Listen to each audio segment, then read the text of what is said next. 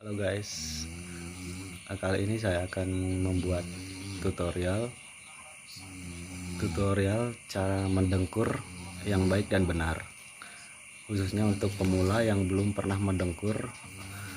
Mudah-mudahan ini bermanfaat dan bisa diterapkan untuk Anda sekalian. Oke, kita langsung saja, mari ke tutorialnya. Oke, yang pertama kalian yang pasti harus tidur dulu. Nah, kalau udah tidur silakan mendengkur dengan sepuasnya begini. Jadi suaranya itu harus dikencengin biar ada dorongan dari rahang, sehingga akan menimbulkan getaran dan suara yang menghasilkan suara yang seperti ini. Nah, contohnya seperti ini guys. Silakan dicoba, semoga bermanfaat. Ya udah, itu saja tutorial kali ini, silakan dicoba.